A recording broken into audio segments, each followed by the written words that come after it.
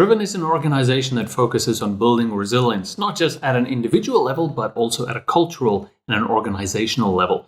So we've been focusing on building the science around this for quite a while now, looking at how do we assess resilience, how do we build resilience, what are the different tools that we can use to enable resilience in different ways, and thereby we've created quite a bit of science and research that's available to download on our website, and that means we go into quite a bit more detail into the quality of the courses, really focusing on what actually makes a difference. So this is where we've also developed courses like Resilience First Aid and the High Adversity Resilience Training Program, which are both accredited courses that I want to talk to you a little bit more in terms of just what does that look like and how do they actually help us to build resilience in an organizational level, but also for individuals directly.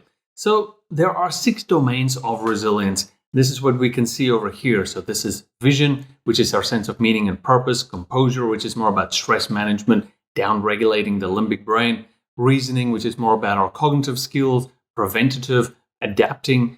There is health, which is more about looking after our physical health, so sleep, nutrition, exercise, tenacity, which also includes motivation, persistence, and so on, things we traditionally tend to think about in resilience, and then also collaboration, which is more about our connection with others, good support networks, and connecting. So these 6 domains provide us with a very comprehensive model of resilience. This is the predictive 6-factor resilience scale, or the PR6 model, essentially, that we've developed and validated in our research. So it's usually this that we assess resilience around and also build all of our tools around to give us an integrated framework in terms of how can we understand and build resilience in all of these different contexts.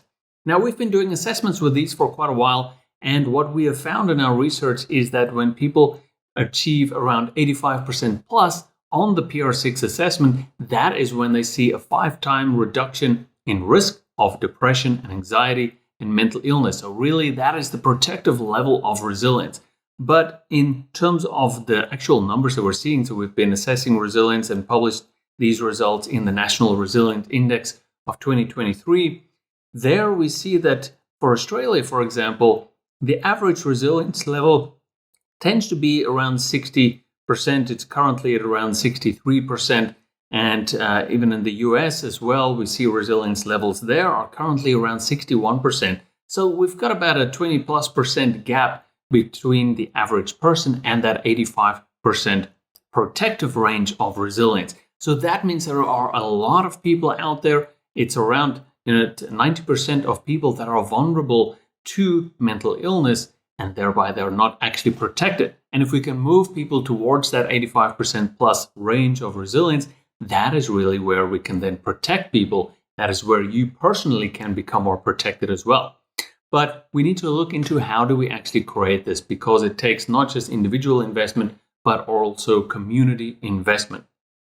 Now, if we look a little bit more in terms of what does this look like in terms of the mental health continuum, this might be something you've seen before, where we have on the top end, we've got people who are doing well, life is going great, all that, and down to unwell, where people are experiencing mental illness, and that is generally where we look into treatment to actually help people to ideally recover and move back into the well side of things. So in between, we have things like early intervention. This is where people are becoming unwell. This is really the place for a lot of existing courses like Assist, Mental Health First Aid, where it's really important to be able to identify those and get people to seek treatment as early as possible. But if we look in terms of where spending generally goes into, we see very little goes into prevention, because most of the spending is really going into treatment. And that is generally where it's kind of most obvious in terms of, hey, now we can see someone is really struggling. Now we'll finally spend some money. We'll spend some time and effort as a society and so on to try and help that person to recover. When really we should be spending a lot more on prevention to prevent people from even going down into that path in the first place. And that is where there is a huge gap. But luckily, there are some changes that we're seeing here in terms of how we're approaching this.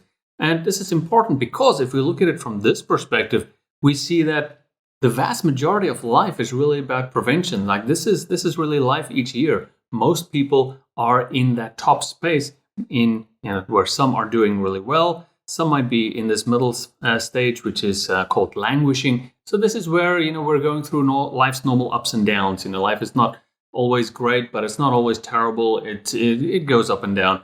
And what's important is this is not mental illness. This is just, normal life challenges we're dealing with. But if things become too much, then we might go down towards becoming unwell and going into unwell. But we can see in general, the amount of people in that range is not nearly as much as on an everyday basis, how many people are in that top phase, which is really the realm of prevention. Because there, really, we have the chance to invest in proactive skills and do things preventatively to prevent people from experiencing mental illness in the first place. We can prevent the pathway towards suicide and so on. One of the big problems that a lot of organizations and people have had in terms of prevention is just figuring out what is actually worth investing in the first place. This is really where programs like Resilience, First Aid, and HART comes in, because here we've spent a lot of time and many years building up the science of these. We've spent time building up the quality of the programs as well, different modalities in terms of how we can roll these out, and also doing accreditation as well to show that these meet best practice requirements to be recognized as training programs that can really make a difference in the preventative space. So these are accredited by Suicide Prevention Australia as best practice programs. So all of these things combined provide us with a lot more confidence to say, here are programs that make a real impact, and we can invest in these on the prevention side, and thereby we can start to protect the mental health of people and avoid them going down into the lower stages here. So these things are becoming important, and it's being recognized at a government level as well. And this is a good example of where we can talk about psychosocial hazards. So first of all, what is a hazard? So a hazard is more like, these stairs that we have on the side here with no guardrail. That's a hazard because the risk is that someone might fall off and they would get hurt. So when we're talking about psychosocial hazards, essentially here we're talking about factors that can cause stress or harm mental health, and these can lead to psychological damage. Now, the important thing here is that if these risks are unmanaged, if these hazards are unmanaged, then we've got some more legal problems now. And that is because there is new legislation that's come in for Australia in particular. That means that employers now have a positive duty to actively manage psychosocial risks. If that is not done, if those are unmanaged, then businesses can be held liable, so they can be sued. So there have been cases like that.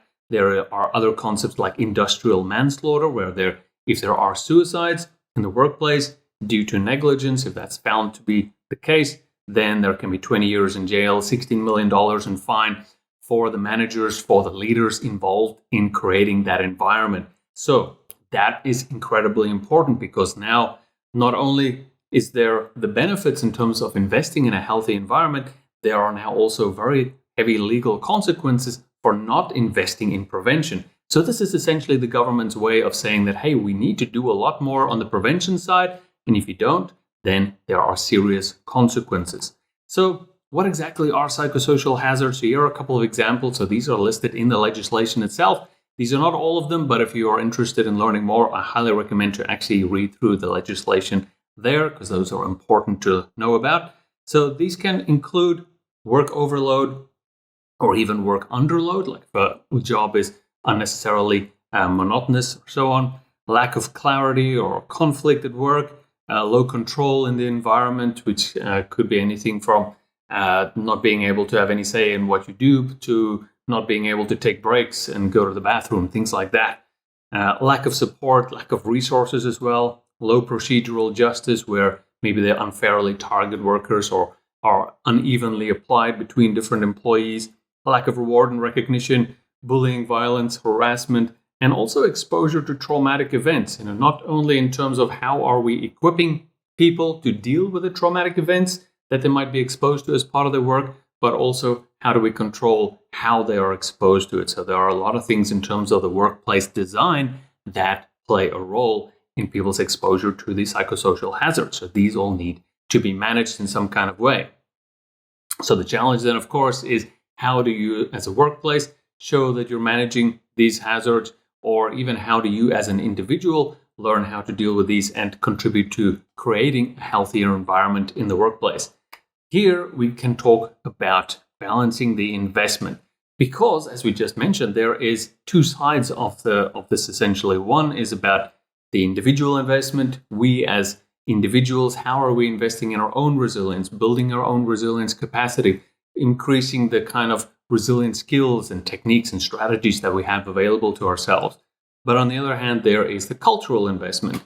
This is what is leadership, management, and so on doing to create an environment that supports resilience rather than requires it. And this is where, if we have that balance between the workplace investment, the cultural investment, so leaders, managers, so on, are creating an environment that is psychosocially healthy and safe, that tends to inspire individuals as well to be willing to join in personal resilience training and workshops and so on. And thereby, if we have both of these working together and balanced, that is when we see what we call connected resilience. So that is that sense of resilience that we gain from supporting each other and feeling that we have each other's back, and thereby we are working together. Now, where we often see things go wrong is when there is an imbalance in investment. This is often where there is an overly strong expectation on individuals to invest in their own resilience, but there is a gap on the organizational side where there's no effort being made to actually create an environment that is safe and healthy and actually improves over time. And thereby, if individuals are expected to do all of the heavy lifting and they're expected to do all the training and so on to be able to be stronger and deal with just a tough environment, then often what we see is people retreating from training, people not wanting to join in that training because we're not actually showing that, hey, we're also investing on our side, and thereby individuals are not willing to invest on their side either. So we need this kind of balance to be able to inspire a sense of connected resilience so that we all are working together. This is really where HART and Resilience First Aid as programs come together to work towards this goal. And this essentially has some really useful aspects on the cultural investment side, where for managers and leaders, can we provide them with some training in terms of how do they lead resilience? How do they understand what helps to protect resilience within their teams and in the workplace? And through that, start to work towards creating a healthy environment for the staff themselves. HART then includes a lot of personal resilience skills that is useful in terms of building our own capacity. How can we invest in ourselves and not only build our own resilience, but also then contribute back into the environment itself, because our interaction with all the people around us helps to create the environment and the culture, and that affects the resilience of all of us together. So what's useful here with the programs is that there are assessments, there are things that we can work with, and data we can gain through that for ourselves, also for the organization, as well as certifications and so on that we can track. And these provide evidence that can then be provided to show here is how we are complying with the legislation and our need to manage the psychosocial hazards. And that provides basically a really strong component of the compliance towards those regulations. So here we can see a little bit more in detail what this looks like, because now we can show we are providing some real training to our leaders in terms of how do they design a healthy culture, management and leadership skills in terms of just interacting with people, understanding people, and building a healthy environment, also including peer support skills. How do we train the staff on the ground to be able to interact well with each other, create a great environment that is really good to work in? Because if we can do that, we're creating an environment that people actually want to stay in. And if we don't, then more and more people are going to leave, and we create major retention issues.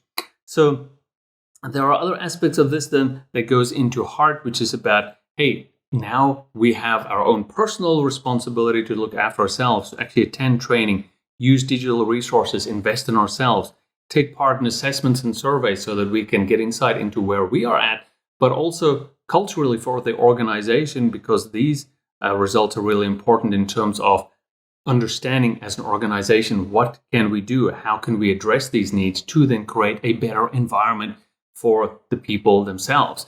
We have the responsibility to actually use those results and do something about it.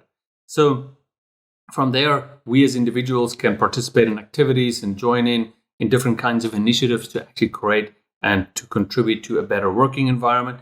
And that helps managers and leaders and so on to actually invest in improving the working conditions itself. And if we can do all of that, if we can essentially invest together, create a sense of connected resilience, we create an environment that we can actually thrive in and we want to stay in, and we can see ourselves doing this in the long term, finding meaning in that, and that makes it all worthwhile. So not only is that useful just in terms of being in a good culture where it's nice to actually work, but it also means we're actively managing these risks. We're protecting against mental illness, and we are being compliant with the regulations that we have to do anyway. So I want to go into a bit more detail now on each of these programs. And the first one I'll talk about is Resilience First Aid. So here, of course, Resilience First Aid is more outward focused. So we're talking about how do we support the resilience of people around us. And this is a 2-day certification course. This is an accredited training by Suicide Prevention Australia. And that means that it's useful for CPD, for professional development, using those credits if you need to. And essentially what this trains you in is in how to become a resilience champion, understanding what protects mental health. And this means we gain the ability and the knowledge in terms of how do we have proactive conversations that lift resilience. And this is really about everyday language. And it's not just crisis language, which we might use once in a blue moon, but rather pretty much every conversation we have. How do we uplift that so we support resilience in those around us? We learn about the highs and lows of resilience. What does that look like? How do we spot risk earlier and refer appropriately? And also building our own resilience and sustainability. So this is really important for us to be able to support others in the long term. We need to be able to manage ourselves. Now, this training is useful for basically anyone who interacts frequently with others. So this is especially useful for people like teachers. We've had a lot of teachers that have gone through the training, emergency services, peer support people in healthcare, managers and leaders. How do they talk more effectively with their staff, support and lead by example? Parents looking after themselves, but also supporting resilience in their kids. Defense is also a big application that we've had for this. But really, this is for anyone who is interested in championing preventative mental health. Because really here we're learning about how do we support all the people around us and create a really healthy and supportive environment. So when you go into Resilience First Aid, you learn about the PR6 model in a lot more detail. And this means you go into all the different skills across the different domains, get to see the highs and lows of those, conversation examples, risk factors to be aware of, and thereby get a really deep understanding in terms of how you can actually talk about resilience, which is really interesting because a lot of the conversations that we learn through this does not actually involve the word resilience. We don't need to use that word because really when we talk about resilience, we're more talking about all of these different skills and things around the outside that we see here, like how are you managing stress lately? What are you eating lately? How's your sleep going? What kind of support networks do you have? What's up with your motivation lately? And those kind of conversations that we tend to have with our friends and so on. Anyway, here we start to realize that actually this is part of the overall model of resilience. And when we gain that knowledge in terms of how it all fits together, we start to see how we can use this conversational protocol that we learned through Resilience First Aid to support resilience in all the people around us. So as you go through this, one of the big things you'll learn about is the ALL protocol. So this is a really useful, really memorable conversational protocol that is essentially extremely useful in everyday life. This is one of the big things that people come out of the training with, is just realizing that, hey, I don't appreciate that much, or I don't really lift people when, I have conversations with them. And as they learn this protocol, they find themselves going out and almost automatically starting to apply to the conversations that they have, especially when they start to learn the nuances of what these different terms of appreciate, listen, and lift mean. Then it starts to become something that we just embed in our everyday conversations, and thereby we start to connect with resilience with others. So a really useful aspect there. One of the biggest things that you will come out of this, that's really what the training is mostly focused on. Anchoring is a really important self-management system that you learn as part of resilience first aid, because if you're going to be supporting others, you need to look after yourself as well. This is often a big thing that people come out of when they do the trainings, especially people like teachers, even psychologists and therapists and so on have found this concept really useful just in terms of managing their own mental health. We go into detail the neuroscience of resilience.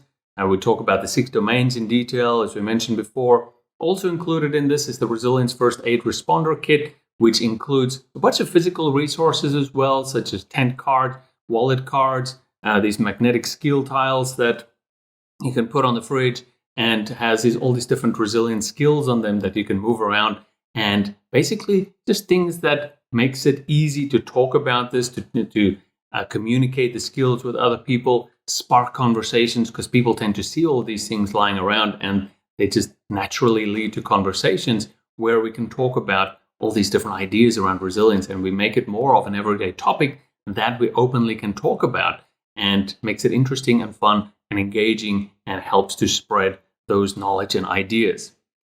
Also included is 12 months access to the Driven Resilience app, which is a really useful digital resource to continually learn about resilience. And it means that there are more resources now available to us, because there's a relational side, there are these physical aspects and the digital aspects, and that just helps to increase the longevity of the training, because we can continue to learn about these things over time. When you complete Resilience First Aid, then you get a certificate that is valid for 3 years, and you can renew with a 1-day refresher course. And what's useful here is that there are digital serial numbers on this that can be used for live tracking, useful for providing evidence of training, which again is useful for compliance in terms of the psychosocial hazard management, and also any kind of CPD or things like that that you might need. Now we go from the more externally focused Resilience First Aid to HART, which is more internally focused. So this is high adversity resilience training. And essentially this is also a 2-day training course. It's been recently accredited by Suicide Prevention Australia as well. So a lot of credibility behind this and science, and also it's useful for CPD, professional development, if you need to use that. This helps you to be prepared for the large and the small challenges you'll face, and it helps you to be calmer and make more effective decisions in crises. And it's really useful for managing the cumulative mental impact and load to protect against trauma over time. And it also has components to build stronger relationships and teams as well. So this is useful for anyone in high adversity environments. So what does that mean? This includes emergency medicine, healthcare, fire rescue and emergency services, law enforcement, security, emergency dispatch, call centers as well, military and armed forces, and also many professional services as well, like law, investigations, therapists, educators, carers, and so on, even reporters, anyone who finds themselves facing really extreme environments and situations and pressure. And even in that sense, it can be useful for executives as well.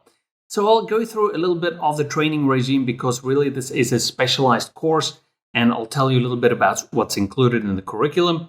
We go a bit into the neuroscience of resilience, as well as a personal insight into your own resilience as well.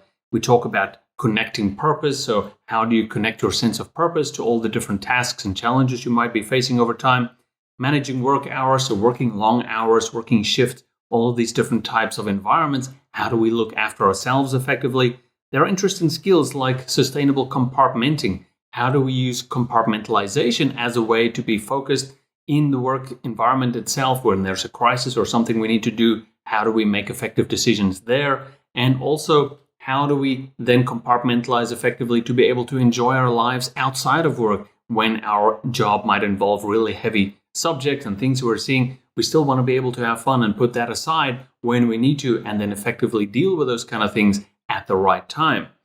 Optimizing thoughts and behaviors really look into our minds in terms of how do we optimize ourselves to be able to structure our beliefs in a way that really help us and make our lives easier. Concrete and abstract processing is a really important skill to be able to process effectively the kind of heavy things we might be seeing in our jobs, and how do we use that and process that to be able to avoid symptoms of PTSD and protect ourselves in that sense. In composure, we adapt breathing skills and grounding skills to be able to manage our own activation of our limbic brain so we can be calm and in control in the moment. Also, high adversity reappraisal is how do we shift our emotions to be more effective and more useful and more constructive for us in the moment itself. Tenacity has some important skills around looking in at the mental load, which might be what we experience over time. So these include concepts like burnout, compassion fatigue, vicarious trauma, direct trauma. How do we flip those around and look at the protective factors that we can put in place to protect our mental health against those, and do that ahead of time rather than waiting for them to happen and then trying to recover from them. We also look at skills like 3 good things. How do we use something simple and practical to shift mental filters and be able to increase our happiness and our engagement in the long term? There are quite a few collaboration skills that are really useful here, like high quality connections, which is about the building blocks that we can put in place to build strong and trusting teams, to improve our teamwork. How well do we get along with our coworkers? We look at concepts around grief and growth. So this is the process of grieving. What does that look like? A modernized model of that. How do we consider supporting others with grief, supporting ourselves, doing that ahead of time as well, even loss due to suicide? How do we protect our own minds from that and also set up an environment where we can reduce the likelihood of that happening in the first place? Strong relationships as well is more about your relationships at home. How do we improve that, set boundaries around work and relationships, and protect this really vital part of our lives? And also high adversity humor, which is how do we use humor? What is the science behind that? How do we employ this as a long-term and really important coping strategy that is really useful? So there are a lot of interesting and important skills here that is very useful for us to be able to manage our mental health and protect our mental health in the long term in these unique occupations. So each HART participant receives a certificate that also marks a 3-year attainment of the high adversity certification. This again is renewable through a 1-day refresher course after the 3 years. It includes a HART manual with free shipping. And there are also a pre and post assessment to be able to get insight into your own resilience, but also how are you experiencing the psychosocial factors of the work environment itself. And this includes 6 months of the Driven Resilience app access for ongoing skills training there. And it has a lot of proven advanced skills. So there's all a research paper around this with all of the construction factors and everything that went into the creation of this. So if you want to go deeper into the science of it, all of that is available as well. So the manual itself is really useful because this is a full color A4 book that includes space for activities and notes.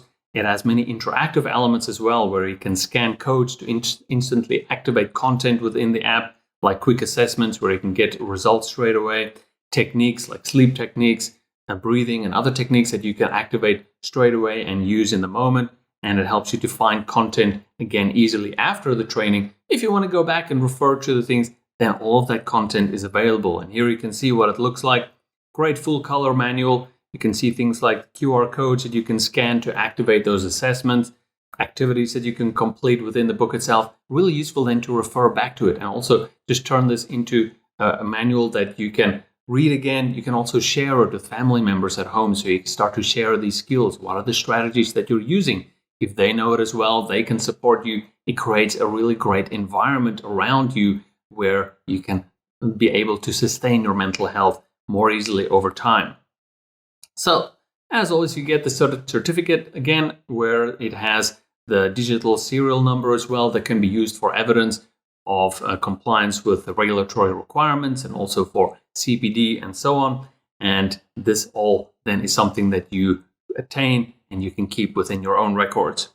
So the HART approach is a broader cultural approach to resilience, which includes both the High Adversity Resilience Training Program and the RFA program. So this is something, if you want to go deeper into building resilience into the culture of an organization, this approach is available then to learn how to use. So while the certifications itself, anyone can do those, you also have the option of, if you're a trainer, to go into the instructor route where you can become a trainer in hosting these programs yourself and gaining the knowledge around this, which means you get more insight into how do you work with leaders and managers, run culture design workshops, management training, teaching people how to lead by example and what are their responsibilities and so on, and then implement a broader program that might include Resilience First Aid, the HART program, but also the PR6 assessments, the apps and so on.